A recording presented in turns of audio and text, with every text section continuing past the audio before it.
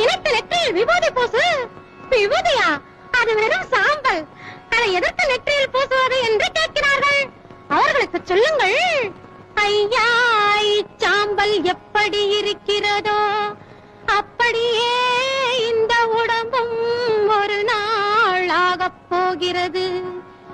அப்படியே இந்த உடம்பும் ஒரு நாள் ஆகப் போகிறது. தினசரி இந்த சாம்பலை பார்த்து இப்படித்தான் நமது உடம்பும் ஆகப் போகிறது என்று நினைத்தால் சாகப் போகின்ற உடம்பு தவறு செய்யக்கூடாது என்று தோன்றும். ஒழுங்காக வாழச் சொல்லும். ஊருக்கு எடுக்கின்ற எண்ணமும் வராது. நெற்றியில் ஏன் திலகமிடுகிறோம் தெரியுமா? அப்பன் பரமனுக்கு இருப்பது 3 கண்கள், பிறந்த மனிதனுக்கு இருப்பது 2 கண்கள். அந்த 3வது ஞானக்கண் தான் மனிதர்களாலே நெற்றியில் வைக்கப்படுகிறது. நெற்றியில் நீ எப்போது திலகமிடுகிறாயோ அப்போதே உன் ஞானக்கண் திறக்கப்படுகிறது. சித்தத்தை நீராட்டும்